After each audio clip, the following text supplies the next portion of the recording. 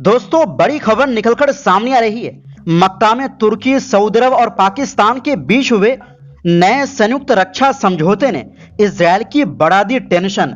Israeli media में चर्चा, यहूदी देश के लिए सीधा खतरा। जानेंगे पूरा मामला। अगली खबर में आपको बताएंगे, अमेरिका में मुस्लिम विरोधी बयानों के लिए मशहूर सांसद एंडी ओगल्स को ट्रंप का समर्थन मिलने के बावजूद करारी हार का करना पड़ा सामना। इजरायल और अंधभक्तों के लिए झटका, आखिर जनता ने क्यों नकार दिया। और साथ में आपको बताएंगे, भारत समेत 5 देशों पर 100% तक टैरिफ लगाने वाला अमेरिकी बिल सीनेट से पास। अब क्या होगा आगे, तो बिना समय गवाए बात करते हैं खबरों की। दोस्तों, तुर्की, सऊदी अरब और पाकिस्तान के बीच मक्का में हुआ नया संयुक्त रक्षा समझौता इस समय दुनिया भर में चर्चा का विषय बना हुआ है, जिसने सबसे ज्यादा नींद इजरायल और उसकी खुफिया एजेंसियों की उड़ाई है।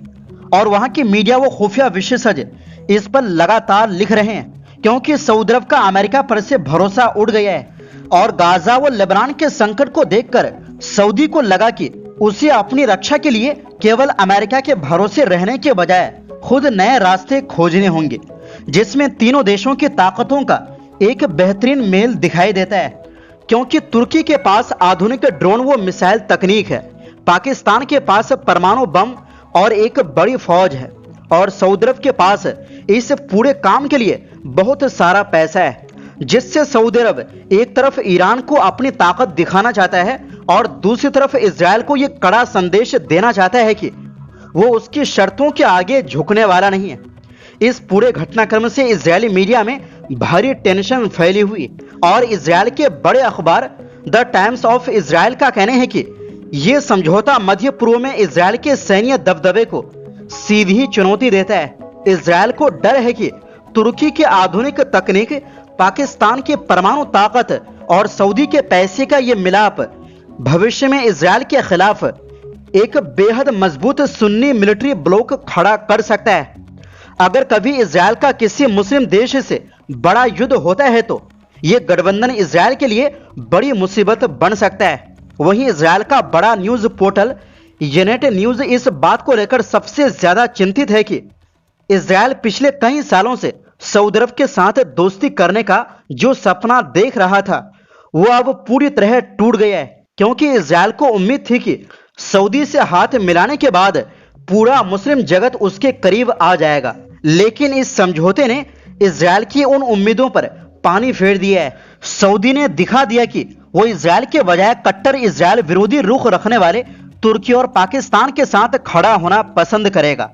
इसके साथ ही इजरायल के एक और प्रमुख अखबार हारेत्ज ने खुफिया सूत्रों के हवाले से इसके सबसे डरावने पहलू का खुलासा करते हुए लिखा है कि पाकिस्तान ने इस समझौते के तहत सऊदी अरब को एक परमाणु सुरक्षा छतरी यानी न्यूक्लियर अम्ब्रेला देने का गुप्त भरोसा दिया है, जिसका सीधा मतलब यह है कि अगर भविष्य में इजरायल या कोई और सऊदी अरब पर हमला करता है तो पाकिस्तान अपनी परमाणु ताकत से उसकी रक्षा करने आगे आएगा, जो इजरायल की सुरक्षा के लिहाज से सबसे ज्यादा डराने वाली बात है।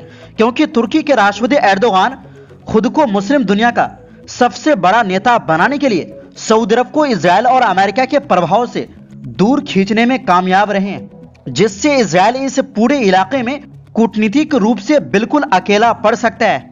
हालांकि इस पूरे मामले पर इजरायल के प्रधानमंत्री कार्यालय और विदेश मंत्रालय ने दुनिया के सामने अपनी घबराहट को छुपाने के लिए ऑफिशियली तौर पर पूरी तरह चुप रहने का फैसला किया है। लेकिन अंदर ही अंदर इजरायल की खुफिया एजेंसी मोसाद इस बात पर 24 घंटे पैनी नजर रख रही है कि ये तीनों देश आपस में किस तरह के घातक हथियार या खुफिया जानकारियां शेयर कर रहे हैं। और साथ ही इजरायली कूटनीतिक अधिकारी अमेरिका पर लगातार ये दबाव बना रहे हैं कि वो अपने प्रभाव का इस्तेमाल करके सऊदी अरब को इस रक्षा समझौते में ज्यादा आगे बढ़ने से रोके। वहीं दूसरी ओर दोस्तों, अमेरिका के टेनेसी में एक बहुत बड़ा राजनीतिक उलटफेर हुआ है। इजरायल समर्थक और अपने तीखे मुस्लिम विरोधी बयानों के लिए मशहूर 2 बार के रिपब्लिकन सांसद एंडी ओगल्स प्राइमरी चुनाव हार गए। अमेरिका में राष्ट्रपति डोनाल्ड ट्रंप का समर्थन जीत की गारंटी माना जाता है।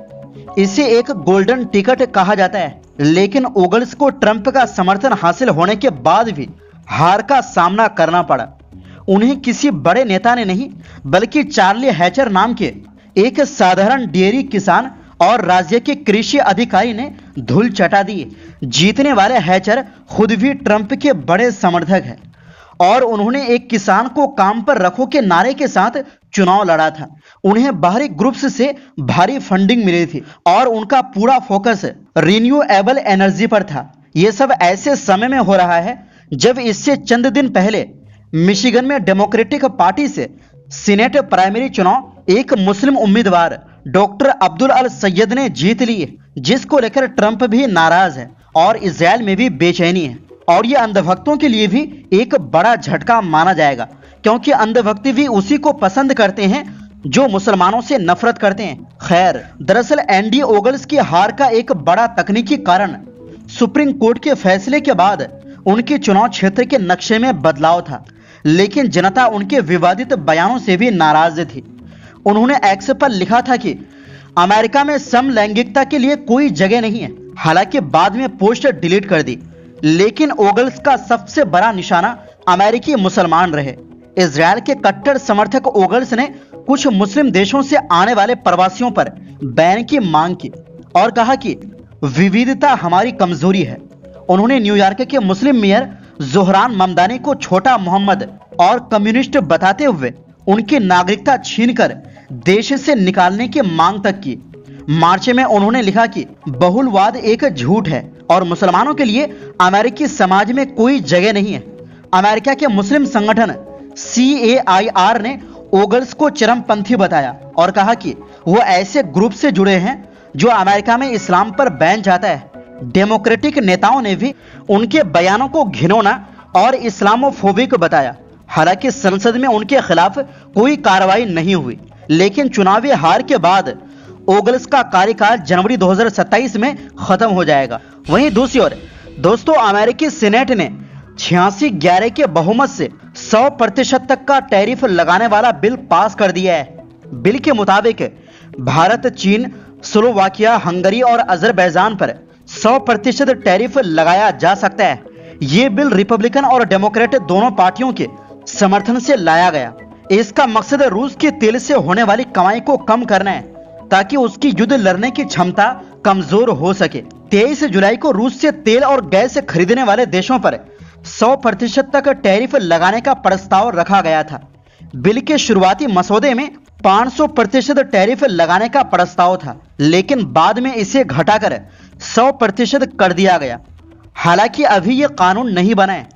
अभी इसे अमेरिकी संसद के निचले सदन यानी हाउस ऑफ रिप्रेजेंटेटिव्स में भेजा जाएगा। अगर वहां भी बिल पास हो जाता है तो इसे राष्ट्रपति ट्रंप के पास मंजूरी के लिए भेजा जाएगा। उनकी मंजूरी मिलने के बाद ही यह कानून बनेगा। अगर यह कानून बन जाता है तो 1996 का ईरान प्रतिबंध कानून 2031 तक बढ़ जाएगा। यह कानून उन गैर अमेरिकी कंपनियों पर पाबंदी लगाता है जो ईरान के साथ व्यापार करती है। यह कानून इसी साल खत्म होने वाला था। इस बिल से अमेरिकी राष्ट्रपति को यह अधिकार भी मिल जाएगा कि वो अमेरिका में आने वाले रूसी सामान पर 500% तक टैरिफ लगा सकें। राष्ट्रपति का यह अधिकार 5 साल तक लागू रहेगा। दोस्तों, रूस लगातार भारत का सबसे बड़ा तेल सप्लायर बना हुआ है। ऐसे में यह सीधा भारत के लिए बड़ा झटका है। तो फिलहाल के लिए इस रिपोर्ट में बस इतना ही।